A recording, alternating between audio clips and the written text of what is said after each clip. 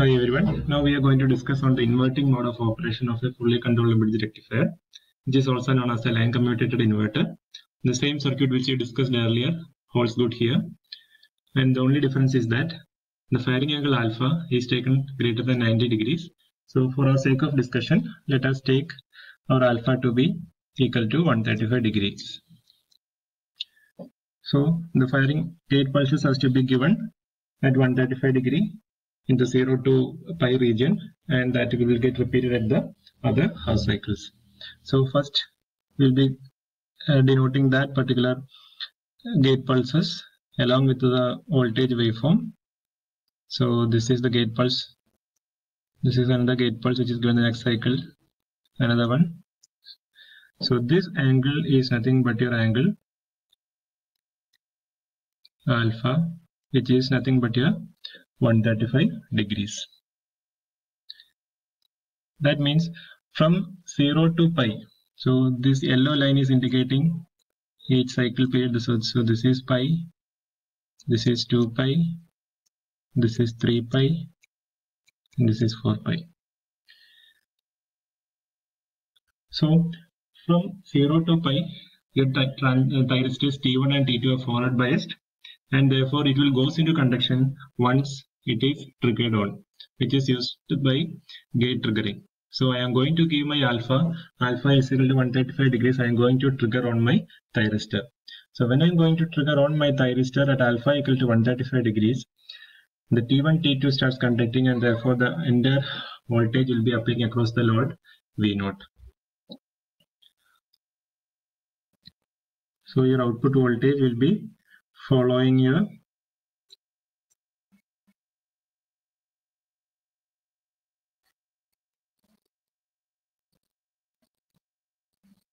input waveform like this from alpha to pi. And since it is a resistive and inductive load, the current will be lagging behind your voltage, and therefore the system will not go into the turn off mode. That is, T1 and T2 will remain in the on state because the current has not come down to the below the holding current, and therefore it will be start conducting, and it will be following the input source voltage V0 itself like this. And at pi plus alpha, T3 and T4 are already forward biased, and then you are going to trigger on your thyristor by giving the gate pulses.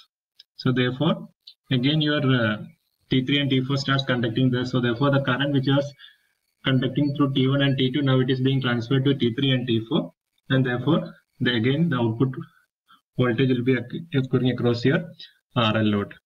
So therefore it will be again repeating like this.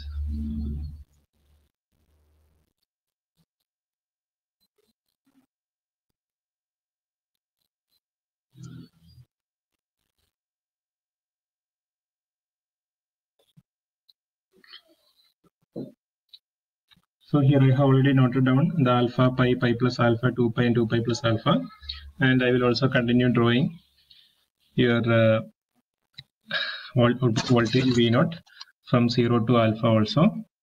So it will be like this. So it will be continuing.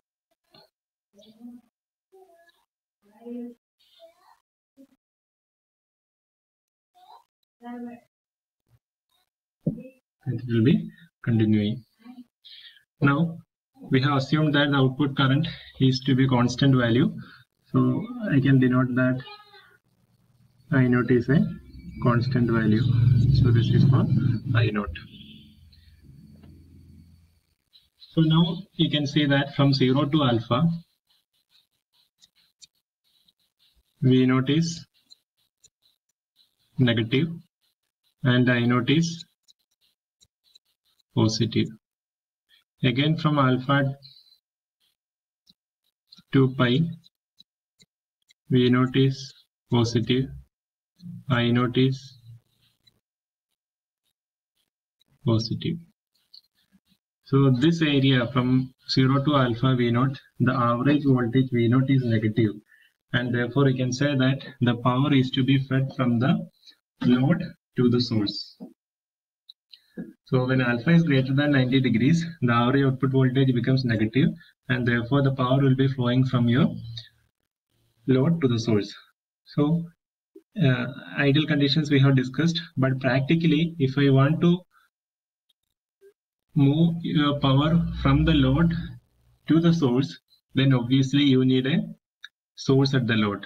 So therefore, in practical cases, you will be having an RLE load will be there, where E will be acting as a source of power in order to move from load side to the source side. So in practical cases here, E will be there. So you can just consider it as a DC motor back EMF, which is trying to give the power back to the supply. Now you can also plot the current through the thyristors IT1, IT2. So from 0 to from alpha to pi, and also from pi to pi plus alpha, the thyristors T1 and T2 are conducting, and therefore I can note down IT1 and IT2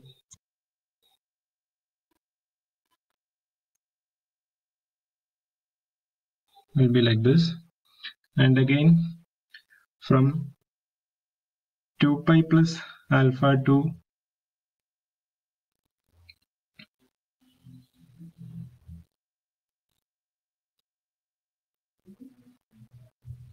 this point, again your thyristors are conducting.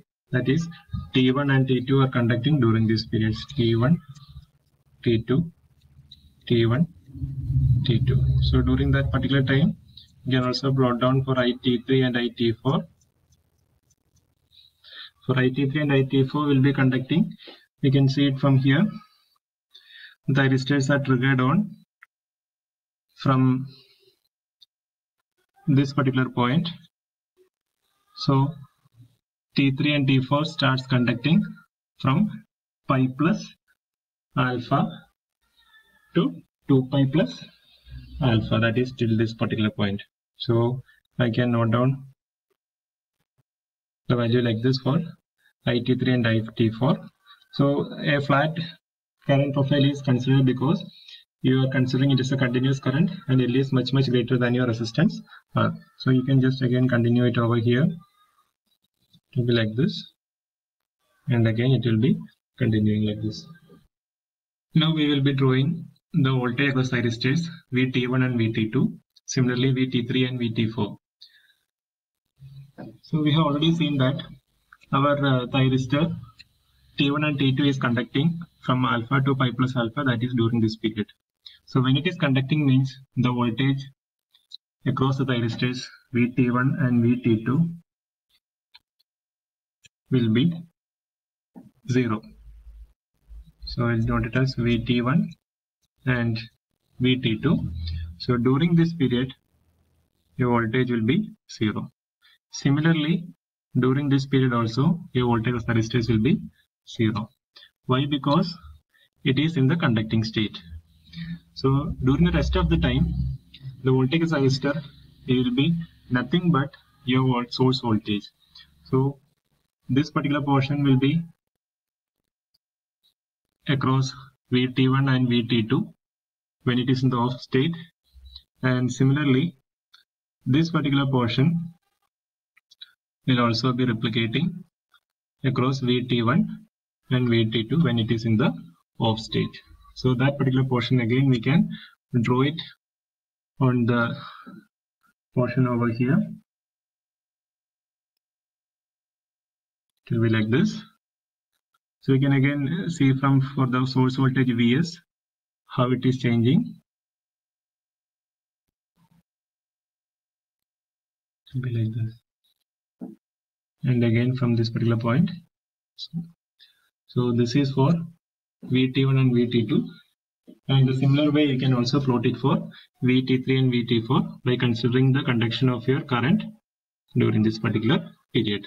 So it will be exactly in the opposite way when it comes to VT3 and VT4 when compared to VT1 and VT2.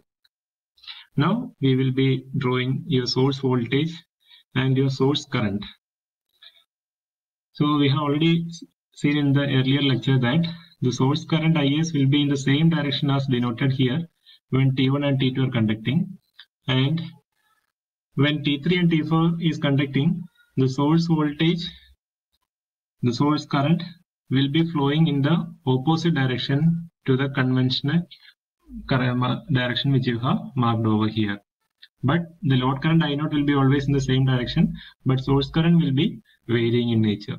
So that we will be plotting it over here. So we will just remove some of the figures which I have already drawn over here. So don't get confused over that.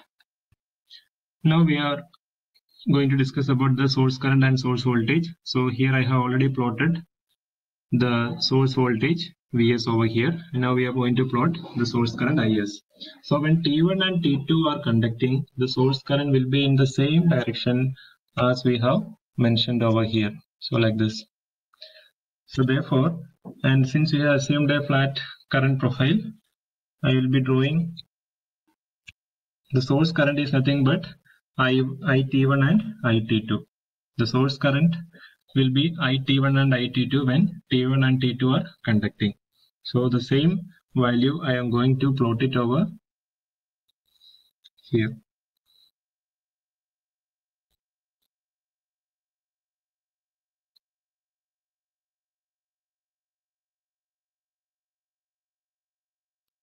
So that is when IT1 and IT2 are conducting, and similarly in the next cycle also you will be having IT1 and IT2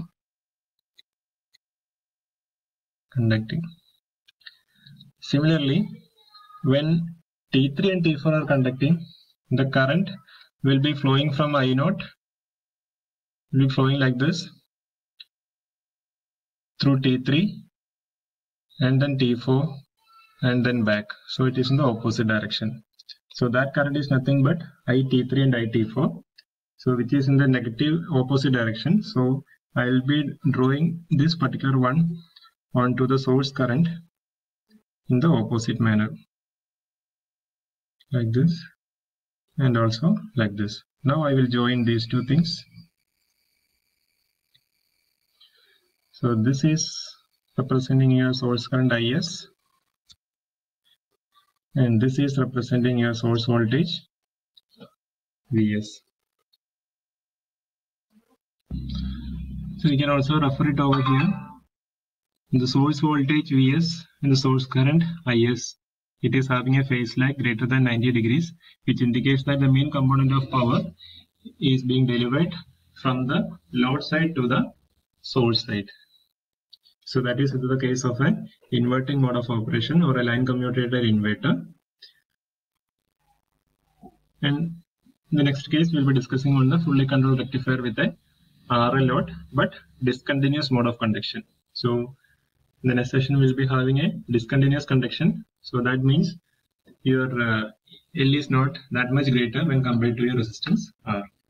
So you'll be having the current has a time to reach to a zero value before the next pulse is going to appear in the system. Thank you.